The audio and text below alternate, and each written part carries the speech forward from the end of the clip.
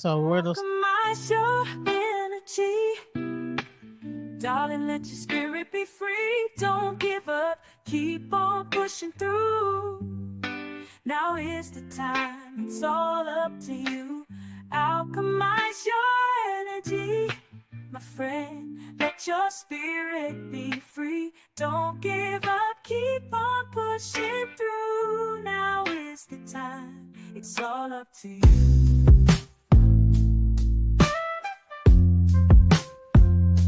No matter the storm, but over tragedy. No matter the storm, but over tragedy. No matter the storm, we will always take flight. Keep on pushing through the darkness of night. There's no limit, let's reach for the sky. Shine so bright, from darkness to light. welcome. This is DJ Genesis, and this is Alchemizing Energy. So today we are going to be interviewing a hoodoo practitioner. Her name is Queen Tiyi, and she went from being a Moor to a high priest in hoodoo. And I have been for the longest trying to find a hoodoo practitioner because we've talked about voodoo, we've talked about Isheshe, we've even talked about Santeria, we've talked about all the African spirituality that came from Nigeria, but we have yet to talk about hoodoo. And I hope to like find some Samgomas out here if anyone knows any, but we're gonna really go into every different aspect of African spirituality. But without further ado, I want to bring up Sister Queen Tiyi. Huh? Hello. Hey, you look absolutely beautiful. Thank you. Much love to you. Thank you. So, you know what? Listen, this is the way we do our interviews. This is not about me, it's about you. So, I'm going to remove myself. I'm going to ask you questions and I'm going to allow you to take the center stage because that is what we're about. We're going to like really get into you and who you are. Okay. So, let's get into it. Who is Queen Tiyi? Wow. I'm your girl. The number one thing that comes up in my mind is that I'm your friend. Number one, I'm your friend, your sister. I have your back. Very loyal, and I love people. And the second thing that comes up is that I'm a healer. And in order to be a healer, you have to be healed. And I've been through so many levels of healing, mentally, physically, spiritually. I've been through a lot. I've been through 2 divorces. I'm a cancer survivor. I've been through domestic violence. I've been through molestation, rape, clergy abuse, and rape. I've been through it all. And my goal is for people to look at my life and know that they can make it and that they can be somebody great no matter what has happened in their life. And so I've dedicated myself. Before, I was kind of pushed into it, but when I found spirituality, it really made me open up and dedicate myself to my craft and to my clients and everybody, my tribe, everybody that I come across that I'm going to help and make an impact upon their lives. I'm a mother, and I love life. I couldn't say that before, but this moment in time, as I am speaking to you, I am in love with life, and I'm just so happy to be here to share my story. Well, the first thing I noticed about you when I met you is that you had the last name L on your name. So I wasn't sure whether L was a Hebrew Israelite last name or a Muslim last name. Can you go into you having the name L and how you came about that last name L? Yes. Well, my birth name, I don't mind saying because a lot of people know me online. From when I first started out on YouTube, my birth name is Tracy Lee McDuffie. And when I came online, I was Tracy Lee Foreman. I was married to my second husband. And so, we were very strong in the church. We were pastors, elders, prophets, you name it. We had a church, all of that. And so he was always venturing out. I was a strong Christian. He was always venturing out. And I was that follow your husband, have your husband back. So he got into the Moorish community. And the reason why he got into the Moorish community for the legal aspects of it, because he was always trying to finesse his way around stuff. I don't want to go there too deep. Dig up no old bones. You won't get all into the legalities of why he had to do it, but he had to like get into the legalities of like the Moorish aspect of things, right? Yes.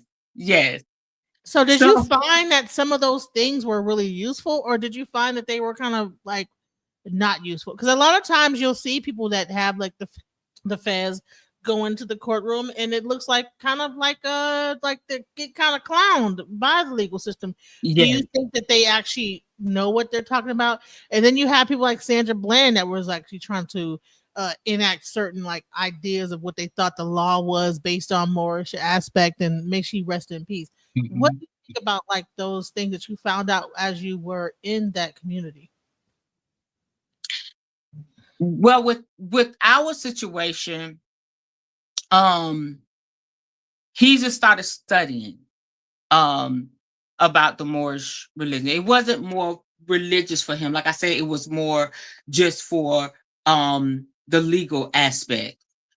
So that he could get ahead, learning the Constitution, knowing the rights, about the head garment, just different things that the Moorish community can do that, like, for instance, on the driver's license, they can wear their head dress because of their religious belief system. And it's just so many things that they know how to navigate through. It's a very powerful community. And so it takes a lot to learn. And we were going to the class and learning, but if you don't learn the things right, you could really get yourself in trouble. So when we went to go get our name, he got his name first. And then I came alongside. He picked it out first, but then it was the day came where we had to go to a Moorish brother, go to his home and fill out paperwork to actually change our name. I was freaking terrified. I'm like, I'm a preacher. What the hell am I doing? You know what I'm saying? I don't know what this is about. But so you were a preacher in the Christian church? Yes, in the Christian community. And your husband was in the Moorish church, and you guys had to change your name into a Moorish name. Yeah. And you as a preacher, and you were still preaching in the Christian church? Yes. Wow. Still preaching. I had my women's ministry online. That was very prominent. I was doing conferences online. I was doing a lot. It was a lot. A lot of people knew me, and I knew it was going to be an uproar.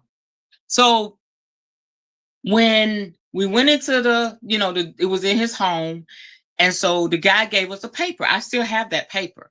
And it has all these Egyptian names on there. In the last name, they said you have to choose El Bay. And it's another name. And I didn't know. I'm like, oh, that sounds familiar. El meaning God. And so they give you the paper and they say, look at the paper and basically pick out a name that you connect with. Again, I was terrified. I prayed. He went right into it. I want this name. This is an Egyptian king. And I want this. And yeah, this is a power. And he just got his, because he's my husband at 10 years younger than me. So he had, I'm more mature. I'm in my 30s. He's in his 20s. So you know what that's about. He real young and got all that testosterone going. And I'm sitting there like, oh boy. So it gets to me. He picks out his name immediately. It gets to me. And I said, I know the words of prayer. So I went into prayer. I said, give me a second. I went into prayer, speaking in tongues and everything. And I looked at the paper. I said, Lord, I'm doing this to be with my husband, to follow my husband. I'm following the Bible. And so I look and look and look. He said, you're going to pick out your name. I said, give me a minute. So You was getting rushed. Like, come on, hurry up, pick out the name. yeah, let's get this done, woman. So I pick out the name.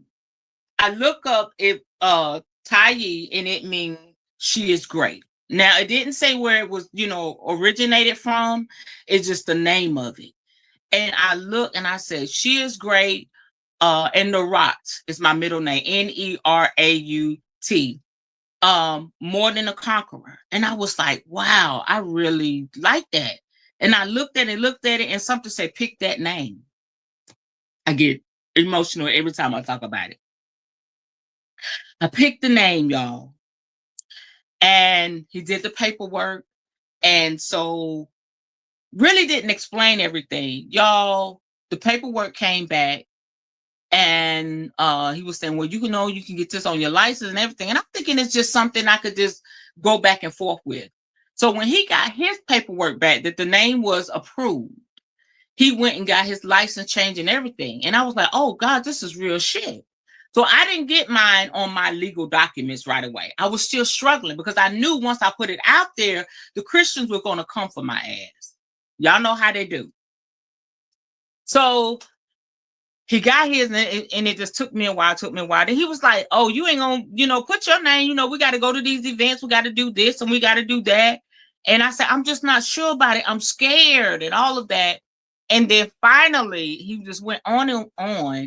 Finally, I had to get my birth certificate. And mind you, I had not changed my name on my legal documents yet. This is how I know it was super real. So I had to get my birth certificate or something. I ordered my birth certificate, and lo and behold, the name that I chose was on my birth certificate. There was no turning back. I was devastated. So I went ahead and got my license changed, my social security card, and everything. So I'm just battling with this thing. So one day I went online and I said, let me look this name up. Let me look up Tiyi. And it's an Egyptian queen. She was an elder. And she was a businesswoman. She was well respected in her community. People loved her. She was amazing. And when I read who she was, and she looked like me with a lot. When I had my hair down, the statue they have of her, her features and everything, it spooked the hell out of me. If y'all look her up, you'll see her on YouTube everywhere.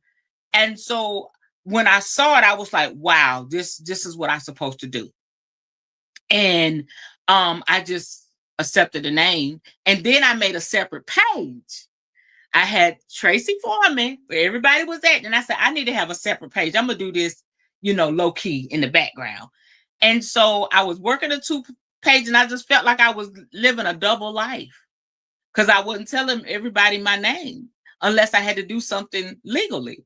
And then one day, the Holy Spirit, I believe, God, came to me and said, there you go. There it is right there. Thank you so much. Came to me and said, what are you going to do? Are you going to be open about it and real about it, or are you going to live this lie? And I said, well, you know me, I'm all about realness. And I put the name out there. When I put that name out there, all hell broke loose. In my women's ministry, the women said I was serving the devil. Mind you, I had a conference coming up. They said, you're a Moorish, you're in the Moorish community. And oh God, just accused. Instead, I said, and it was my leadership, because I was doing everything online. And it was my leadership. And I said, ladies, can we come together and have a conversation? And they would not come together. My apostles, my prophets, they did not want to come together and have a conversation with me and see what was going on. And from then, I just suffered the backlash of it. And then I low-key started to hate that I did what I did. But over time, it made sense. So that's how I came up with Queen Tiyi. When I went through my divorce, which was 5 years ago, by that time, I had made peace with it. Everything was moving. I done wrote a book. I got my name, Queen Tiyi Speaks. So now I was like, oh, shit, I'm going with this. I don't care what y'all say. By that time, the women's ministry was no more, and I was walking my path. And so I sat down at the table with the lawyer, and the lawyer said, you have the option to get your original name back or keep this name? And I said, I'm going to keep this name because I've already branded it. And so here I am. And I'm so grateful I kept it. Queen Tiyi. Wow. So that's your name, Queen Tiyi, even on Yeah. your license plate, everything. Yes, Tiyi Narat L. And I go by, since she was a queen, I go by Queen Tiyi, Queen Ty And online. And giving reverence to the queen. Yes, that's beautiful. That's a beautiful name. And you know what? When you actually do I can see the resemblance. That's crazy. That's isn't you that chose that crazy? name when you look. This is the queen right here, and this Yeah. is the queen right here. Wow, that's beautiful. Thank Uh, you. Thank you. wow. So how active were you in the Moorish Science Temple? Were you a pastor or a preacher in there, or were you still doing your Christian preaching in the Moorish when you were with your husband, or did you have to completely let that go? How active was I in the Moorish community? Yes. Um, I went back to Christianity. I went back to what I was doing. I would still watch the preachers and everything. And what stuck with me was they were, I started to discover that what I learned about the Bible wasn't all true. So with that name, you start to draw other Moors. So other Moors started sending me friend requests when I just got rid of Tracy Foreman and just fully was walking in Tiyi L. Other Moors, started sending friend requests, and that's when I started watching the ministers and everything. And I end up meeting this guy who was a full-blown Moor. He was a teacher and all of that. They call him Grand Sheik and Grand Sheikess. And so he was a Grand Sheik. And so we fell deeply in love. Now, this is after I was divorced, some years later.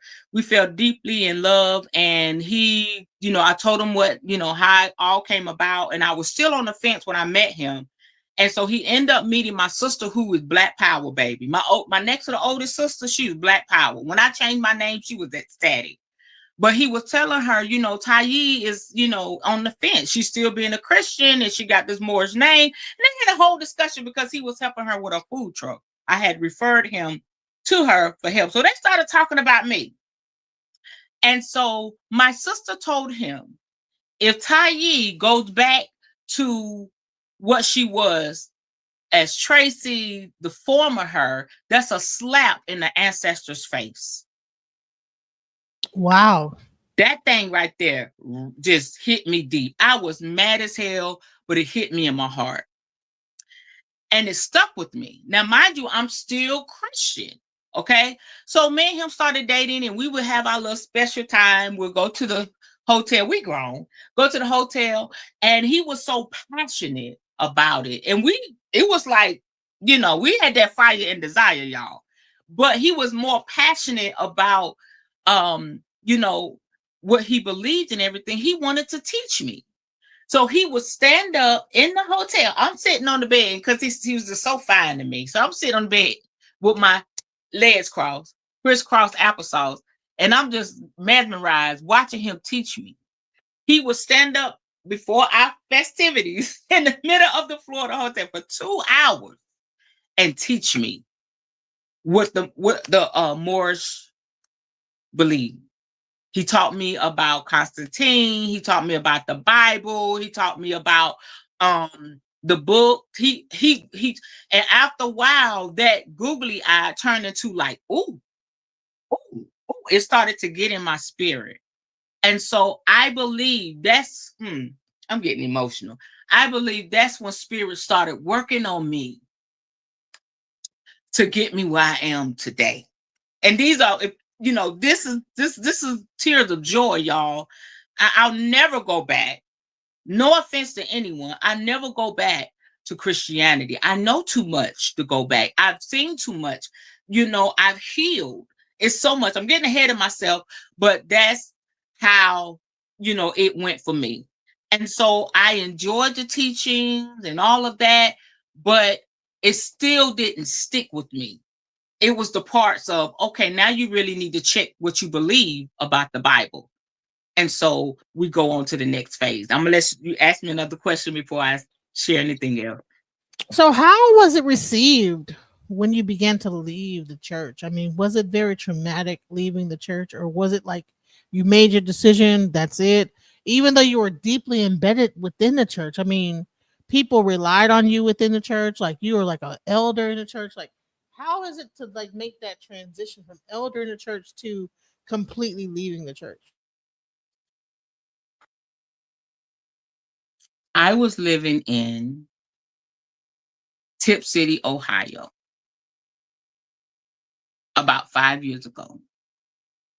And it was shortly after my divorce. I was going through my divorce. And mind you, I had went up there. I went to Erie, Pennsylvania with my husband. He always wanted more money. Then we ended up in Tip City, Ohio. You may say, what the hell is Tip City? Tip City is 20 minutes away from Dayton, Ohio. Okay.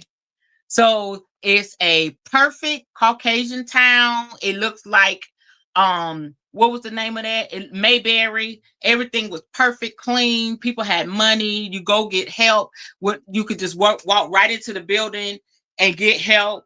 A lot of wealthy people. I'm sorry, my child not calling me to get off early. A lot of wealthy people live there, and it wasn't many Black people there.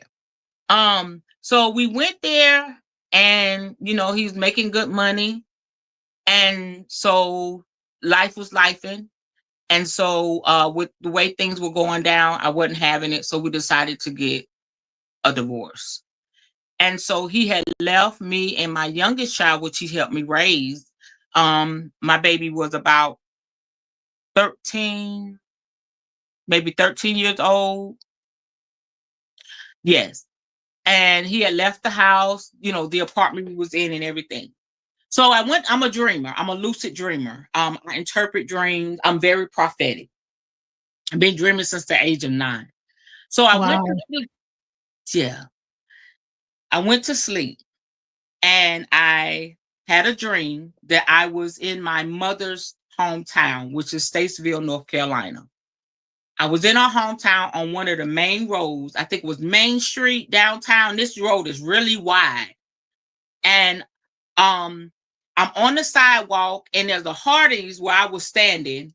And I look down the street and I hear this commotion. And when I look down the street a little closer, I seen people kind of parting away like the Red Sea. Like people was like this big crowd of these men dressed in these garments, these dark red garments. They had feathers in their hair. They had war paint on their face. They had swords. They had shields. I immediately knew they were African. And in my mind, I'm like, why is an African tribe in my mother's hometown walking down the street, parting the Red Sea? And so for some damn reason, I was in a rush. Why didn't I go down another street? Why didn't I just go up the other way? But it was way down the street. But as I started walking, it seemed like I was close to them. Just a few steps, I was close to them. So I could have went around. I mean, it was an army of them, y'all. And they were chanting. I used to could remember what the chant was, but I can't remember it now. But it was, they were chanting. And so I was like, oh, they're taking all day. And so I'm 5'3". We're talking about men that's 6'2", 6'3", 6'4". They could have been taller than that. And I'm looking at them and I'm like, I wasn't afraid. So they were marching close together. So I went in to the center of this tribe. And when I got like a few steps in, it got dark because they were so tall. They were tall like trees. And when I got in, I looked up and I said, oh shit. That's when the fear hit me. I was like, I became humble. I'm a very bold, outspoken person, but I became humble. Like, I done fucked up. Like, what am I doing? They're going to get me. So I just kind of walked in and they was looking straight and they were doing this chanting. They were gorgeous, y'all. Those men, oh, you talk about melanin. on point, melanin popping. They were absolutely gorgeous. The garments was just, oh God, I've never seen, and the paint was so white. It was just so beautiful on their faces. Their skin was flawless. And when I got in the middle of the tribe, I could feel the chanting just vibrating my body. It was just like, and that's when the fear really hit. So I really just kind of bowed down, and I found myself in between two men. I looked to the left. I knew he was important. But when I looked to the right, I knew that was the leader of the tribe. And when I looked to the left, the man to the right, he wouldn't look at me. He just kept walking. When I looked to the left, I knew that was his assistant. I just knew. And he looked down at me and he said, "It is you. You are the one. It is you." And I was like, "It is me. What y'all about to do? Chop my head off, skin me, throw me in the fire? What?" And I said, and then he looked over to the leader and he said, "It is she. It is she." And finally, he looked down at me. And man, I could have melted. I could have melted into the ground. The power in his eyes, the presence, it was so intimidating. Oh Lord, my child keep calling me, y'all. I'm sorry. I'm gonna have to text her. It was so intimidating. He looked down at me. He said, I'm going to teach you how to be a Mongol witch." What? And I woke up. A Mongol witch? A Mongol witch. What? I had no clue what that was. I don't know what it is either. That sounds wow. Yeah, they're in the Congo. They're witch doctors. They're So there's healers. such thing as a Mongol witch, and you heard that in your dream, and that's a real thing that actually exists. Mm-hmm. Wow. I had no clue. And so when I woke up like I just came from the dead. I said, woke up, and it took me, I wouldn't look it up at first. It took me days because I was suffering a lot of depression. It took me days. I wouldn't tell anybody. I didn't talk to anybody. I was like, I'm a preacher. I'm a prophetess. I done dreamed about some ancestors that said I'm a witch. And I toured with this for like a few years. I didn't tell anybody. So one day I finally got the nerve to look it up. And lo and behold, if you want to look it up, put it on the screen. They look like me. They're beautiful people. They're witches. They're healers. They work with herbs. Those are my people. And it blew me out the water. And so, that's when I started sneaking and learning about witchcraft on my own.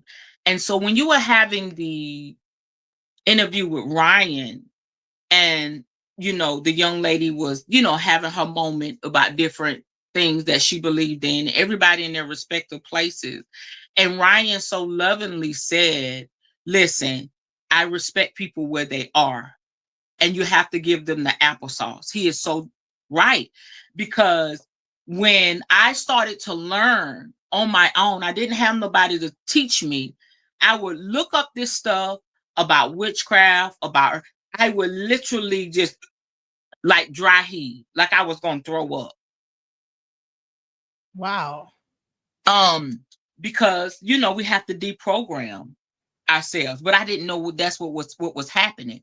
And I would get so sick, and I would just look up a little bit at a time. What is a witch? What about herbs? It's just like spirit started leading me on my path. And I said, well, I can only do a little bit at a time. And so, I just, I was on Pinterest. Pinterest was my friend, and YouTube was my friend. And I would just look up a little bit at a time till I would just get so sick. I would have to, wait a few days and start studying again. But I wouldn't stop. I was terrified, but I Now, wouldn't stop. most people would say that sickness is because of demonic possession or a demonic energy that is the reason why you were getting sick. Would you feel that was what that was? Can you repeat that? Most people would say that the being sick is that demonic energy that you were like looking into. Would you say that that's what that was? Yes, they would say that. That's what I thought in the beginning. Now being where I am, um, it was the energies that be. When we talk about demons, when we talk about demon possession and all of that, those are energies that be, because we carry both in us. We carry what we call angelic, which is the light. We carry what we call the dark, demonic. But it's really not what we've been taught. So it was basically what I was learning was really debunking what I had been taught. And somehow I knew that, in order for me to get this new knowledge in, because, remember, I had been with the guy and I had learned some truths and I couldn't deny that it was the truth. So I realized that my body was trying to reject it, because once you push something in you for so long, you're going to regurgitate it because you're not used to it. And somehow I knew that's what was happening. That's the best way I can describe it. So you were a priest or what I would say evangelist. What were you in the Christian church? Can you repeat that? I'm sorry. What was your position in the Christian church? Was it like evangelist, or what was it? What was your position? I started out African Episcopal Church, Methodist Church. My mom was an alcoholic for most of my life, up until the age of 9 years old. My grandmother took care of us. My mother would go on her drinking binges and abandon us. It was 5 of us, but me and my older brother and my youngest sister caught the last part of it. So my mom had been raised in church, but she went through a lot of horrific things, and that's how she became an alcoholic at the age of 17. Became an alcoholic up until 17 into her late 30s. And so we suffered a lot. So one day she would come to the house, get sober, come to the house and sit us on her lap, me and my younger sister, and just speak life into us. Somehow she knew. So I guess looking at us grow up as young women and stuff, she was like, I got to get my shit together. So at the age of 9, Mama finally got herself together. She went through the detoxing. She went through all of that. She didn't go to any AA meeting. She didn't go to the hospital. She went through that shit on her own. The itching, the scratching, the whatever she had to go through. And she told God, she said, I told God, if you take this taste of alcohol out my mouth, I promise you I'll get my babies in church and I'll serve you. And that's what the hell she did. She got custody back of us. The church was right, Winston-Salem, North Carolina is where I'm from. The church was like walking distance up the street. She would buy us pretty dresses and everything. And that's where my journey began. And it was like a few months in. Oh, wow. A few months in, the preacher was up there preaching. Now, he wasn't it was Reverend Quick. God bless his soul. He wasn't the traditional Methodist preacher. Okay. The African Episcopal Methodist Church, if y'all don't know, those are high class, wealthy black bougie people. Right, exactly. Because you know what? I'm from Ohio and my entire family is AME. You know what I'm saying? And that's why I said, okay, so where were you? Okay, AME Church. Makes a lot of sense. Okay, let's go. Yes. So yeah, they're sitting there with their finest suits and hats be about this big, and won't clap, won't say amen, won't lift a hand. Right. That's because that's for the lower class people to do that. You know what I'm saying? They try to like mimic the Catholic Church as much as they can. Right. Reverend Quick would be in there. Yes, hallelujah. He'd be preaching, right? So the church is really big. You got 3 rows and long pews, escalate. The churches are fabulous. They're gorgeous. My mom would catch the back seat, and she had a friend on the other side. And Mom and them, and I forgot the lady's name, they had the Holy Ghost. Mama being there,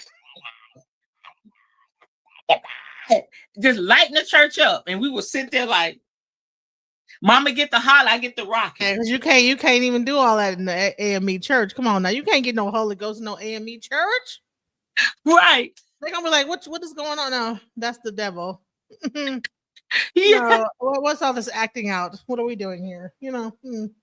Where's the Diddy? Where's the Diddy black folks? Trust me, I know my whole family. Listen. I'm glad you know. I was going through. I was like, so you were actually you actually got an elder position in the AME church. Oh my God. That means that you were to get a female elder position in the AME church. That means you were pretty high up. Yeah. Pretty deep embedded. Pretty, because the AME church is almost similar to their layout is almost similar to the Catholic Church. Like even if a church like breaks down or like maybe their pastor like passes on, they have a structure to where another pastor will like move to that area and take over that church. It's very like organized, But when you find out about the AME church even deeper and find out one of the people that started the church, you'll find the roots in the hoodoo religion.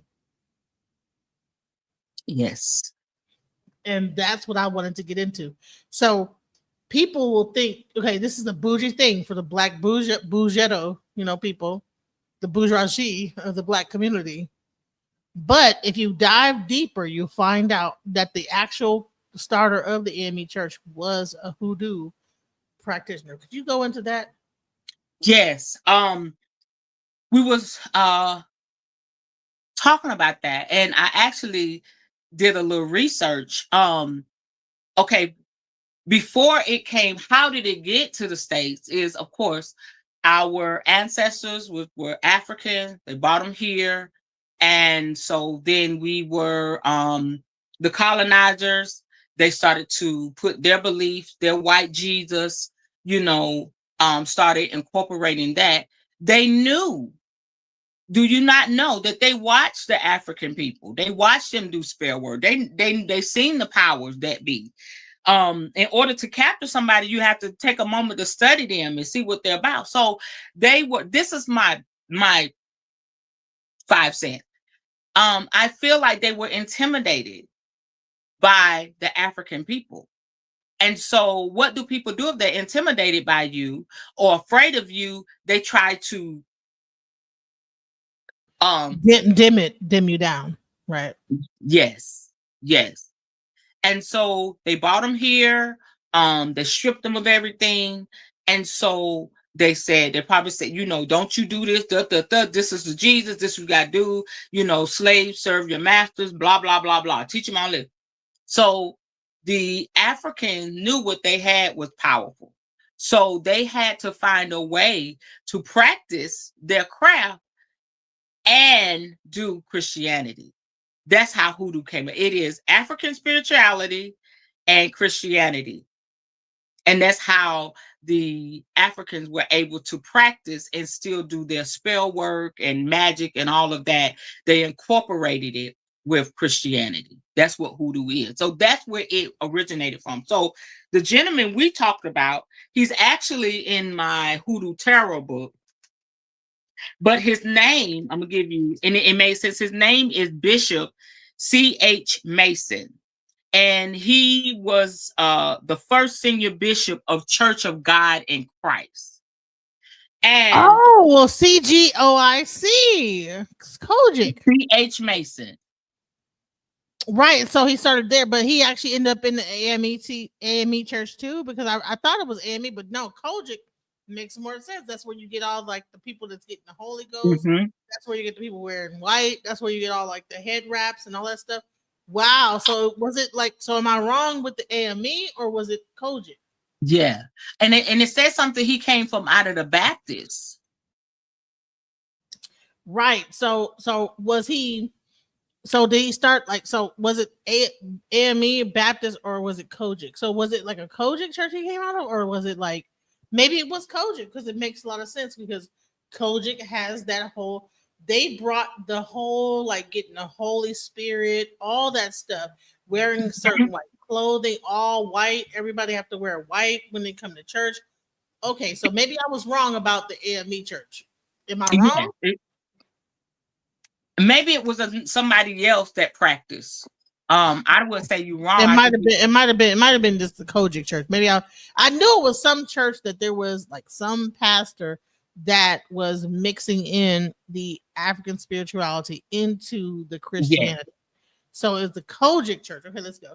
My bad. I had the AME wrong. Let's go. So and I'm gonna look that up because that, you know, what you're saying, I would like to know too, because it's sticking in your spirit for a reason. The AME Zion. Yeah, yeah. Well, with him, what I found out, now if you look it up online, there it'll say that he had no. It was a controversy. He had no connection to witchcraft, hoodoo of any form. That's what they say. But this is what makes it stone. He was born to former slaves. His mom and his father, Jerry and Eliza Mason, were former slaves.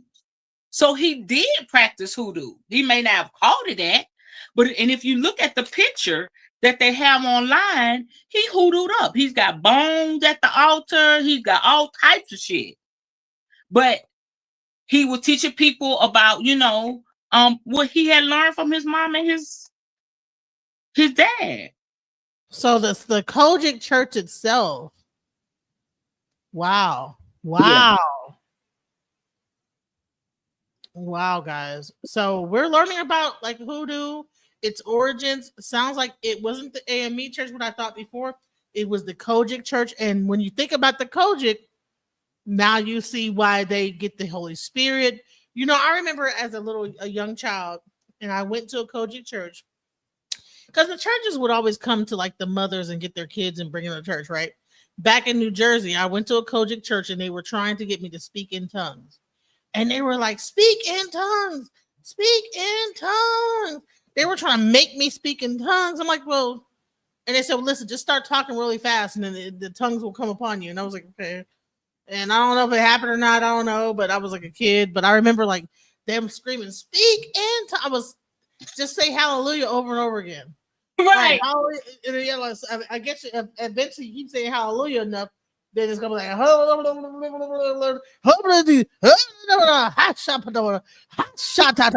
whatever it is. You know what I'm saying? So let's go. So you ain't got it yet, baby. Go back down. No, but I just kept saying hallelujah. It never came up on me. You know what I'm saying? But I'm gonna say this is that okay, makes sense. Kojic Church, the Church of God in Christ. Okay, makes a lot of sense. So let's go into that. So hoodoo came from this pastor. Well, it came from Africa. But then he brought it to America through the church. Is that what we're saying? Is that what happened? I think he was like the first to really openly practice. But everybody knew. It's another book that I have. The young lady got it from her grandmother. So I think he was the one that brought it to the Christian community.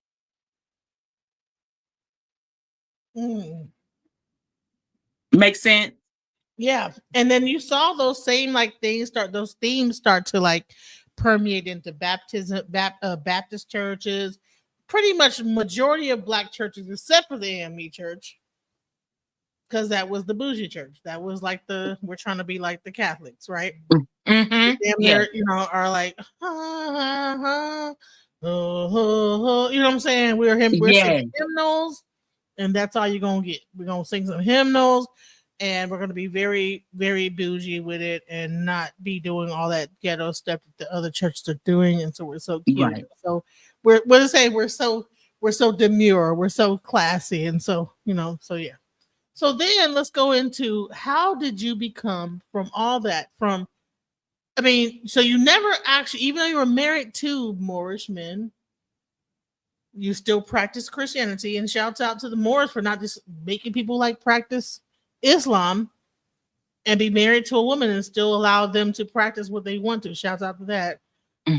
But two marriages to two different Moorish men, or just one marriage and then like the relationship, and then you go into how did you get into hoodoo? How did that transition happen? Well, my first marriage, that's where I started. That's when I came into the ministry. I got saved at the age of 9 in the Methodist church. My mom started putting me in front of the congregation. She put me on the choir. I was an usher. That's when my strong leadership upbringing started in the Methodist church. I was fearful of everything. And she was always say, Tracy, baby, you can do it. You're smart. You can do it. So that's how that started. So when I went to college, I was wilding out in college. That's where I met my first husband. And he was strong as a Baptist. He was a Baptist.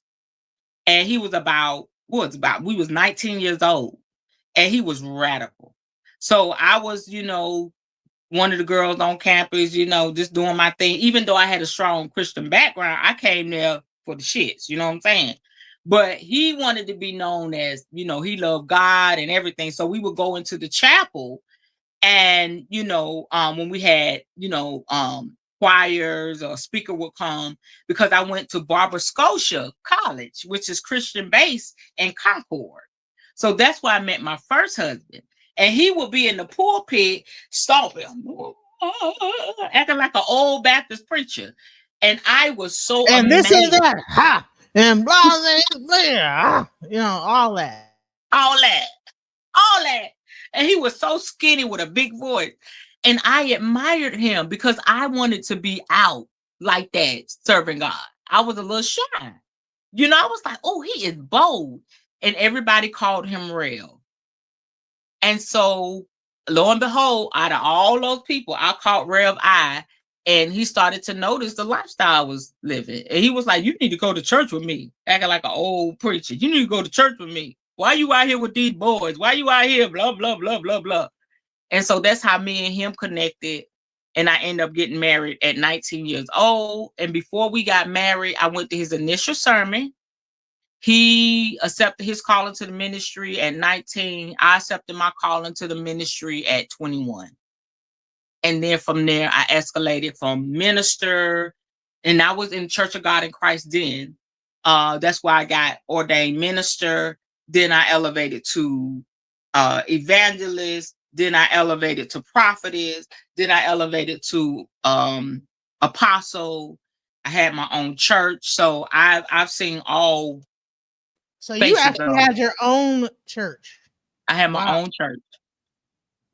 My members and everything. How did you go from having your own church to leaving all that behind, and then now you're practicing hoodoo? Like, how does it? We might have a part 2. That is crazy. Like, what? You had your own church, so that's why everybody was like, "What are you doing?" Like, no, you're going against the Bible. What are we gonna do? Like, what? Long story short, we're gonna have a part 2. I was married, my second husband. We had our church, but my leaders of the church, they were the cause of my church breaking up. That's a whole nother topic for another day. So that hurt me real bad. We stopped pastoring. I was kept doing my ministry online. My women's ministry online was rather big. And so I kept doing that online. And then by that time, I tried to go back to pastoring, but with my marriage falling apart and all of that, it scattered everybody. It kind of scattered everybody. And so when I walked into hoodoo, witchcraft and all of that, it was like toward the edge of my women's ministry. So my women's ministry had already shut down. I'm in a place alone by myself, and so that's when I walked totally in. Now, the kicker is, you were asking, how did you go from that? That's how I felt. Like, how the hell am I going to get out here? People know me as a prophet. I had a prayer line, y'all. I had 24-hour prayer lines. People would get on the lines from all over to get prayer, to get prophecy. I was when I would go into church, they said, "Oh, she a prophet. If she prophesied, you can stick a pin in it." People know me for my gifts. I would lay hands. A very charismatic preacher. So when I came back online after my marriage had broke up, I had to dive into deep waters. Because if you go on my YouTube page, I still have some videos, but I think I posted a couple videos of me preaching and stuff, but that was straight Jesus. All of that. Straight Jesus, speaking in tongues, prophesying, you're going to hell, you're going, all that. And I just took a deep dive. I said, if I'm going to do it, I'm going to do it. And I'm going to suffer the consequences, because I believe in what I have, and I believe that spirit is going to bring my tribe. And when I did that, I still have some spiritual daughters that's following me. I have people that say, you know what? Oh my gosh. People that follow me in ministry, they pop back up and say, I'm on a different path too. And so it started to bring people out of the shadows and help them walk their true path. People that's apostles and prophets like myself. Now, there was the ones that were real close to me, they just left. They didn't have a discussion with me. They went away, which is so freaking good, because y'all know how Christians do. You go, you do something they don't like, they gon' but become a witch. Do some witchcraft. They will not bother your ass. They will disappear. So let's get into witchcraft. What's the difference between hoodoo and witchcraft? Is it the same thing? Is witchcraft different from hoodoo? Let's go into, what is hoodoo? What is the definition of hoodoo? Let's go into Hoodoo is Christianity and African spirituality come together, because you use the scriptures and you use the magic. It's still a form of witchcraft, but we call it hoodoo because the two have mixed together. Witchcraft is nothing but us using the elements and manipulating the energy to get the results we want. Using herbs. Hoodoos use more herbs and the elements of earth and all of that, but it's still witchcraft. So why would you say it was witchcraft? Like, what do you think that witchcraft is? Witchcraft evil? No, witchcraft is not evil. We have to go back to the origin of the word witch. The word witch is basically healers, medicine doctors, shamans, and things like that. We know about the witch trials. A lot of Caucasian people went through that. And black people too. Let's not forget that there was a lot of like female black people that knew the roots, and they were caught up in that stuff too. Let's go into that.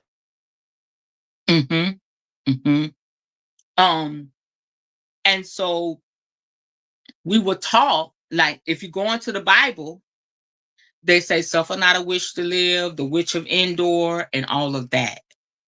Now, from where we were taught, okay, witches are evil, because the Bible say do away with them. But if you go back further to when we were colonized, they knew that we were witch doctors. So what are they going to put in their books? Suffer not a witch to live, because they didn't want us to practice. So you have to go to it's a rabbit hole. You have to go through the origin of who wrote the Bible, how it was put together. It will, if you are a Bible thumping, Bible toting person, pray before you go down that rabbit hole, because it would really break your heart. It's nothing. It broke my heart when I found out what it ain't what they say. From the garden, it's a lot, y'all. I don't like to go down there. Encourage people when they're ready to go research, but when you start to research, you're like, oh, all of it was a setup for us not to be who we really are. And honestly, if I had not had that vision of my ancestors, I wasn't going to call myself a witch. No, So, do you think that witch is more of a word that people use to demonize the practices of African spirituality? When you say black magic, dark magic, yes. From that aspect, you're a witch, you evil. Witch is bad. Yeah. From that space. and you know that you're not a bad person. You know what I'm saying? Like, so what would now? Here's the different. Okay, so I had a Bokor on the line, like on my panel before from Haiti, right? And a Bokor in Haitian can do good and it can do evil. Now, what's the difference between a hoodoo practitioner from a Bokor that can like do good or do evil? Like, I could like make a potion to save you, and that same potion, given a little bit more, can hurt you. What do you think about that? Okay, repeat that now. Like, okay, so I said I was talking to a Bokor Yes. from Haiti, and he said, "Listen, I could give you a certain amount of a herb, and that herb could heal you. I can give a little bit more of it, and it could hurt you." You know what I'm saying? Is that pretty much what would be the difference between a witch or a person? Or, like, what is the difference between black magic, dark magic, white magic, etc.? Okay. Um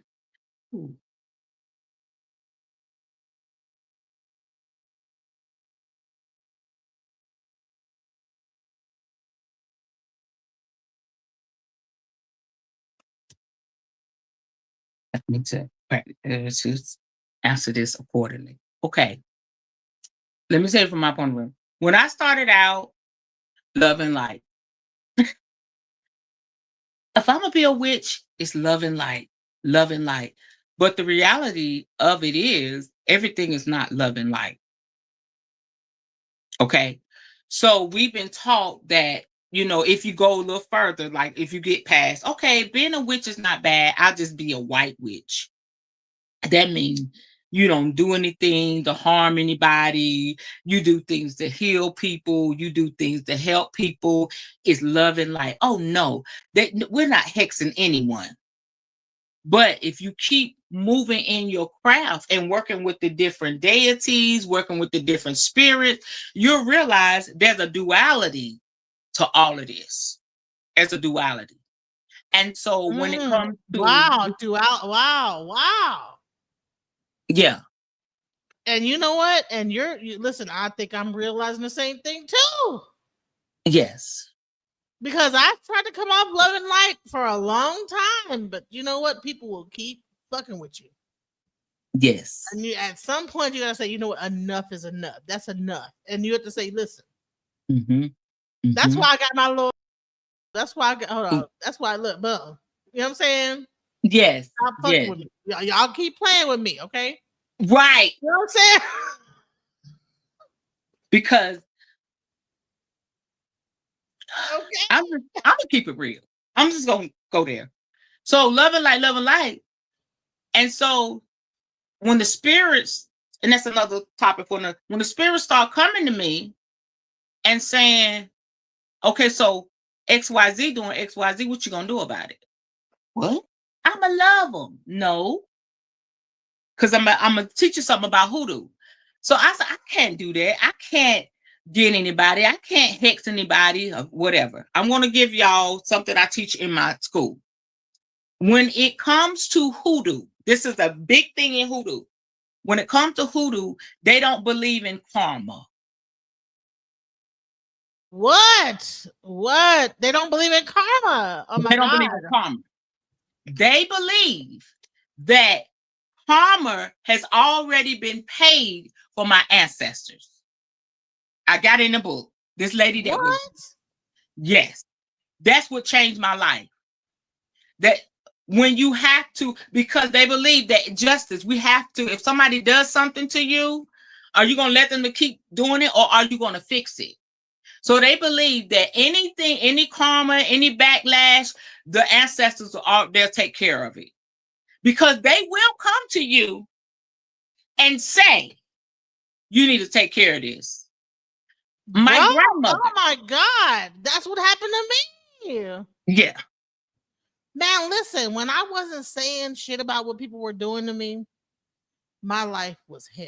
But when I started getting up there and say, man, fuck that bullshit, don't fucking play with me, my life changed dramatically. When I started to assert my power, yes, to say, I don't give a fuck what no one got to say about me, it changed everything. It's like, but I thought that I was supposed to be good, loving, like, okay, I'm not gonna say no, okay. And I was living in hell. Right. Let me grab something. Let me grab something. And we might have to do a part 2 because my child she's at work. But listen, Nepal have some question, because Nepal was like, she was talking about how, she's actually Dominicana, and she was talking about how, like, she came up, she was like, man, she's been actually commenting, but for some reason her comments aren't showing up. But like, she go ahead, Nepal, real quick before you go. But yeah, I watched the whole stream. It was extremely interesting. You are a very amazing, adorable, regal. I love the way you present yourself. I have a really huge question. It's not really from my dad's side. Ironically, most of the stuff that you talk about, I didn't even know what it was called. Most of the stuff that you talk about is something my mother and my grandmother used to do all the time. Hi. I'm good. I'm on the phone. But call me. Well, okay, I just want to say hi. And I need to talk to you about the conference. Okay. Sorry about that. I'm picking my daughter up from school. I want to ask you, how much of the Bible do you use in your practice? Because I'm very intrigued. I was interrupted. I'm sorry. I was saying one thing, but basically, I've seen my grandmother and my mom do similar things to what you practice. They never called it anything. I don't think they even know what it is. But how much of the Bible do you actually use in your craft? All of it. Okay, yeah, I want to hear from you on that part 2, or even a little bit right now, if you can explain that to us. This is very interesting. One of the main things that, and it's a great question, and thank you for the compliments. Thank you for being on and listening. Let me go back. When I started practicing, and I finally put out there that I'm a witch, you could have heard the pin drop online. And my spiritual daughters and people that I look up to started coming out the shadows. I was trying to, and I'm an intercessor. I'm a prayer warrior. That was one of my gifts in the church. So I didn't know how to navigate. And I'm going somewhere with this. So I will pray and I'd be like, spirit, but I felt out of place. And then it would bubble up in my spirit. I want to speak in tongues. Then it bubbled up in my spirit. I want to decree and declare. And then I would stop it.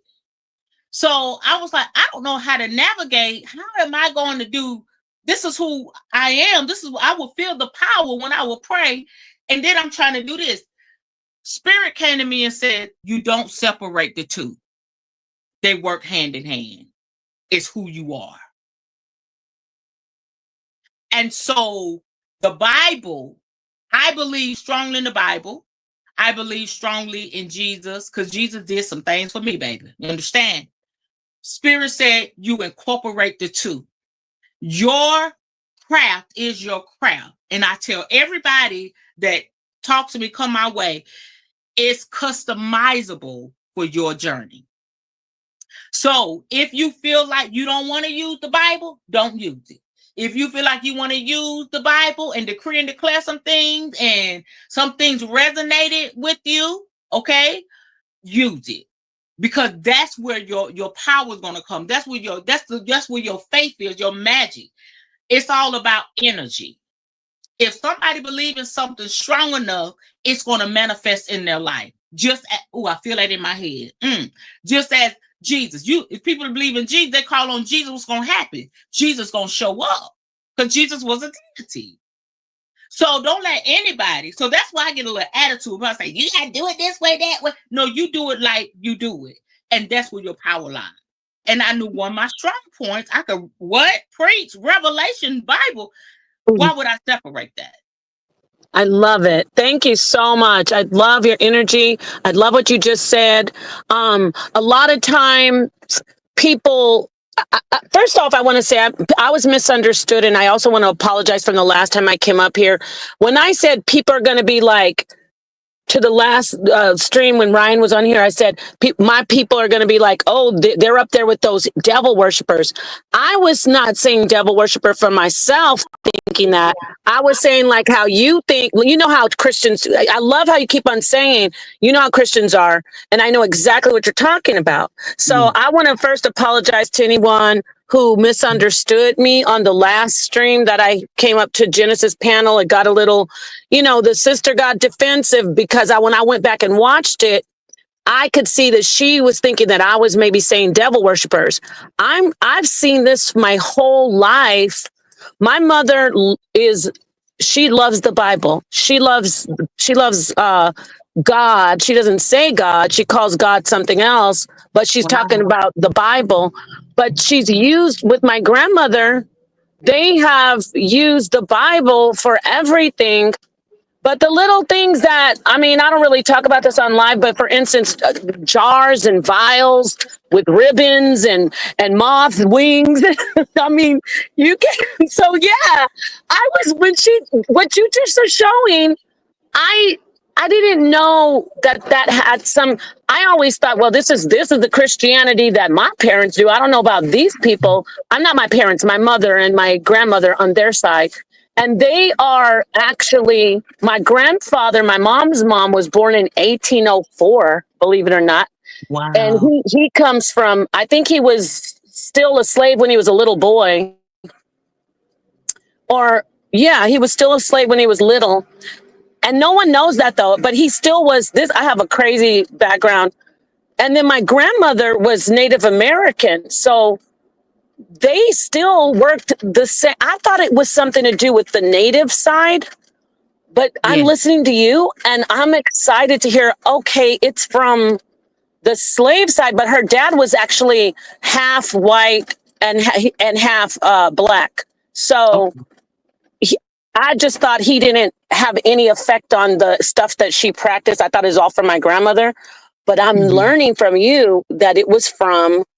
And then on my dad's side, they're Haitian and Dominican. They're Dominican and Haitian. So they don't do anything like the stuff what you're doing. What you're doing, it really, really hits home for me because this is what my mom on her side do.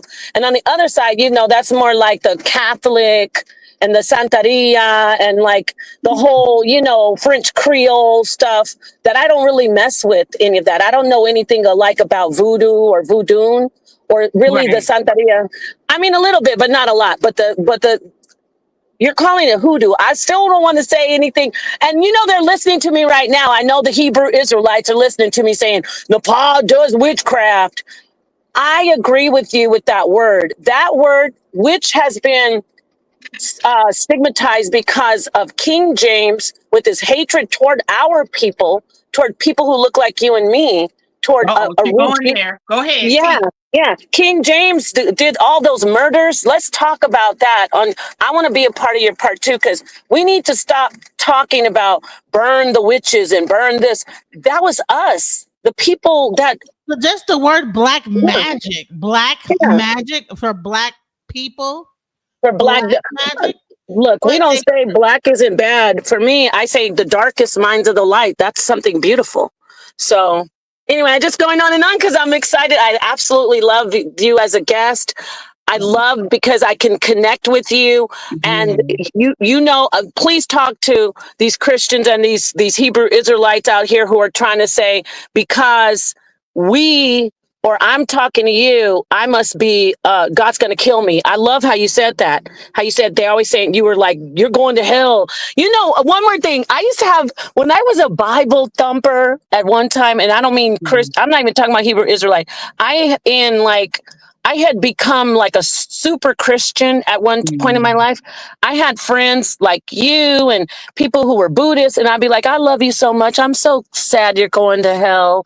I wish you would, you know, that hits home for you, right? Talk to us about that because we got to stop. This is crazy, but I appreciate you letting me go and go. Thank you, Genesis. Thank you. I'm going to mute up. Yes, awesome. Thank you. Let's go. We're going to that. That's real. You understand? Go ahead. I want you to go on that. Come on, give it to us.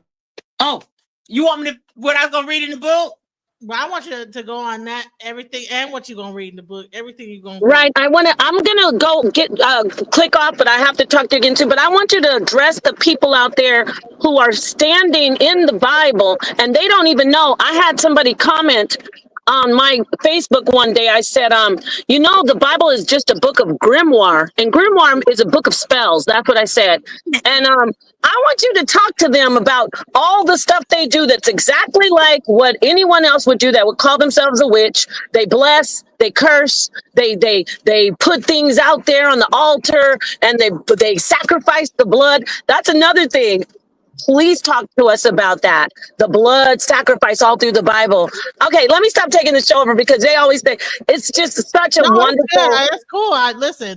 You're asking the questions. I try to be very. You know, I need someone to come in and ask the real question. I try to be very be soft about it. But yeah, I need us to. Thank you. Let's get with it. Let's go. Okay. So I went all over the place. Let me let you start. I want you to stand up as a woman who you already told your background. You have the right. You're a prophetess. You are, you are a prophetess. You are an apostle. I say this too. I want to say this to you.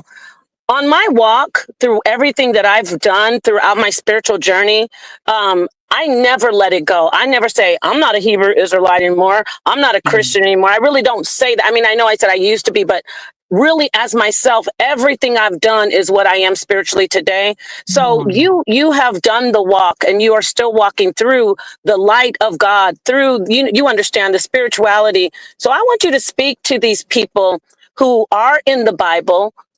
I want you to speak to them, go into your channel as a prophetess and the apostle. And I want you to rebuke them. I'm trying to put a battery in your back on them. I want you to tell them, like Christ told them, you say I'm driving out these spirits through Satan. Who do you think the house divided will fall? I tell people Satan works for God, dummy. So I want you to stand in your pulpit one time for us. And can you please rebuke these hypocrites out here and let them know that the book that they're reading and they're leaning on is a book of spells and grimoire, called the Bible. Okay, now I'm gonna leave the panel, but I'm gonna listen to you. I'm gonna leave because I'll just keep talking. I appreciate you so much. I'm listening, and I will talk to you again soon. Go ahead. Yeah, I enjoyed you. Thank you. Thank you, Genesis. Hey, I love it when someone comes and just kicks up the dust of the whole thing. Because I try to be kind and try to be politically correct, but bump all that. Let's go. Let's get into it. Let's go. Listen. I'm gonna say this, and I want to share this, and then maybe we could do a part 2. Wow, I'm full right now. What she said. I want to read something in this book, and I want to encourage y'all to get this book. Angela Ballard, Hoodoo for Beginners. She's got a whole line. She was raised up with hoodoo. With a lot of valuable information. I wanted to share the karma part so y'all could get that. But what she said was one of the things that hold us as leaders what helped me as a leader in the church. We believe everything somebody tell us to do or not to do. We allow fear to just encase us instead of going and researching for yourself. And so we go by, oh, what pastor said, what prophet said, what is spirit saying to you? What is God saying to you? Because there's been times that, I'm taking my children, I have four children. They were small and running back and forth to church. And, I need this done, that done. My marriage is in shambles, but I'm running back and forth for, the conference, for, pastor's anniversary. And I need to take care of my house. And so one day Jesus came to me and said, okay, you need to take care of your household. So what you going to do? What are you going to do? You going to do what pastor say, or you going to listen to what's on the inside of you? And so that's where the journey starts. Don't allow fear to encase you where you can't hear spirit for yourself. And I guarantee if you open up and say, I don't fear no devil, that's what gets me. I don't fear the devil. I back the devil up or whatever. But one thing Christians are afraid of is a witch. But y'all don't fear the devil. If y'all say we the devil, okay? But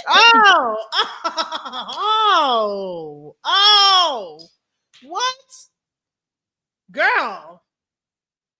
I'm sorry. Okay, I know. The Holy Spirit. Now hold on. Now. Yeah. Keep going. I know you gotta go. Yeah. So that would trip me out. I mean, people I stood shoulder to shoulder with, casting out devils, bringing spirits out. All you're doing is conjuring up the spirit to leave and go. So, but that's another teach for another day. But just connecting with what the queen said, open up your mind and your spirit, not walking in fear, and allow spirit to speak to you. And I guarantee it'd be totally opposite, and it would challenge everything that you've been taught. You've been, forced to believe. And one more thing, what really made me say, yeah, Tiyi, you need to walk your journey. When I was violated in the church, when I went through clergy abuse, and it's a lot of that shit going on. A lot of leaders grooming people, a lot of leaders raping, because it's a lot of abuse going on in the church. And when I came on this side and I started to really heal, do you know how many times I went to the altar because somebody done violated me? You know how many times I had to fast and pray and I still was broken. And when I got on this side, oh, baby. I said, oh, I'm not going back to that, because over here, I'm healing. I started to get results for real. What they say, you got to try it. You got to try the spirit. Okay? Hello. To see if the spirit is of God. It's so much revelation. But that's my message to y'all. To those of you that's Bible thumping and it's your way or no way, okay? I dare you to really open up to spirit, okay? Not to religion, not to what. Open up to spirit and challenge your belief system. And when I did that, I'm telling y'all, I was a bona fide hellfire preacher. Okay? And when I open myself up to spirit and ask spirit to remove the scale from my eyes, my life has not been the same. I see homosexuality different. I see lesbianism different. I see, like Ryan was saying, queer different. I have 2 bisexual daughters. I have a transgender daughter, and hell, okay, we'll get on that later. But it's not what y'all think, because if you go back and you research, there was a lot of queer people, in the Bible. Can we start with King James? But we'll leave it alone. All right. Wow. I'm gonna read this, Miss Genesis, and I'm gonna let you have it. Karma, vengeance, and justice. Okay. Hold on, let me get to this. Okay. When you practice hoodoo, one of the things you will quickly come to learn is the fact that we do not actively believe in karma. As you continue to grow in the craft, perhaps you will also come to see things from our point of view. Even so, because of our Christian roots, many of us are guided by strong moral and ethical beliefs. When you decide to cast a spell of justice, you are usually filled with righteous indignation. And there is no one who will understand this pain better than ancestors who share your blood and come from the same root as you. Each and every one of us has suffered some form of injustice at some point in our lives. And it is possible that we will not live long enough to get the justice that we deserve. When you call upon the spirits of the ancestors for spells like these, they are most willing to aid you. Their assistance is relied on heavily for these types of spells because it helps account for that karmic element. In hoodoo practice, this isn't talked about in general circles, but this is what our ancestors do when they help us. If they offer their assistance with the spell you are creating, they also take up the burden that comes from dabbling in these sensitive matters. In other words, you do the magic that they help you to activate, but they deal with the consequences. So luckily, there really isn't much for you to lose. However, you must ensure that in rendering the spell, you pay proper homage to them by offering sacrifices worthy of their involvement.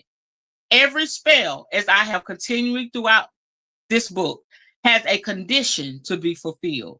With a justice spell, most of what you need to do is ensure that your ancestors are appeased.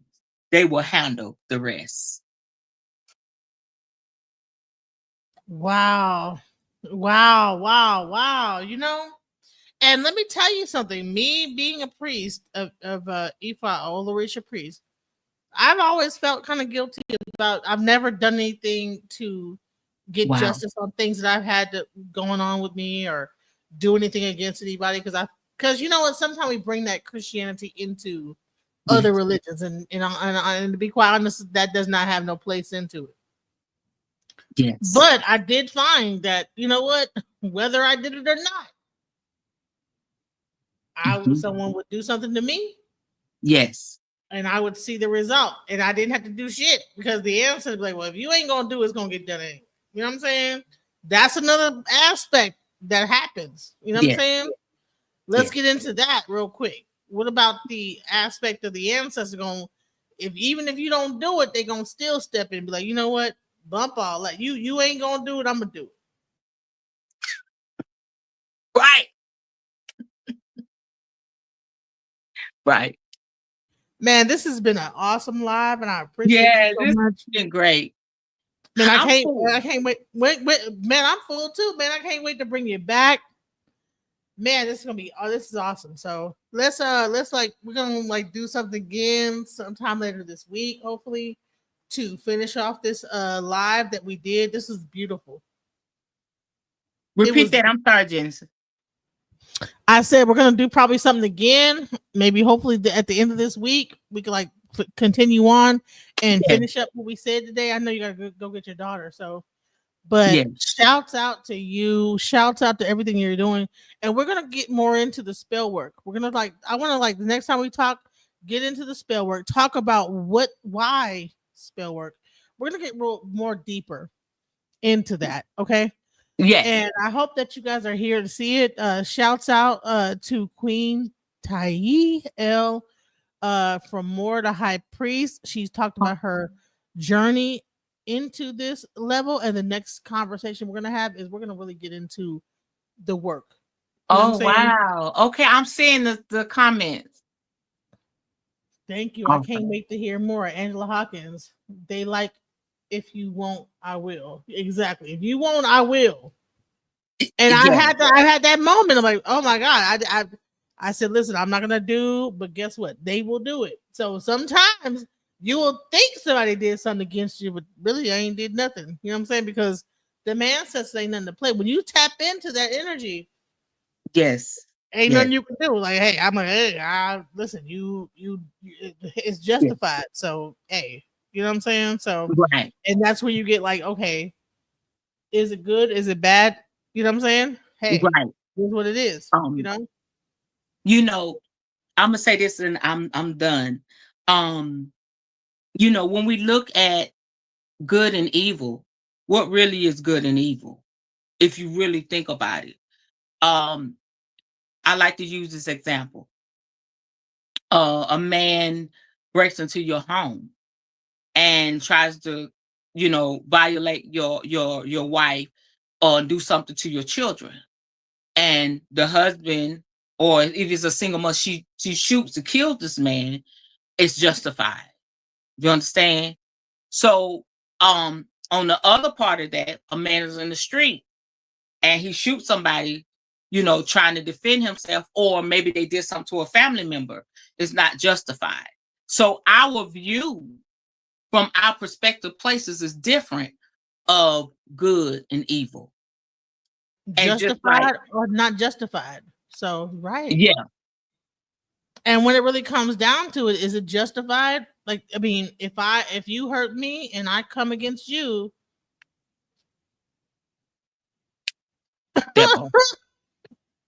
I'm done, Miss Genesis. shouts out, much This love is good, to girl. You got Queen. energy on this show. Thank you. Thank you for coming. I appreciate you. Much love and peace and much. Alchemize your energy. Darling, let your spirit be free. Don't give up. Keep on pushing through. Now is the time. It's all up to you. Alchemize your energy. My friend, let your spirit be free. Don't give up, keep on pushing through. Now is the time, it's all up to you.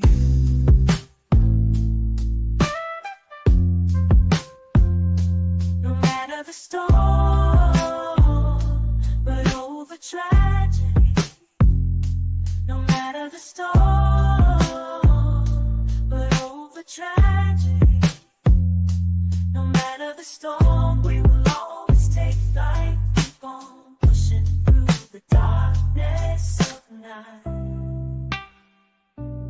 There's no limit, let's reach for the sky. Shine so bright, from darkness to light.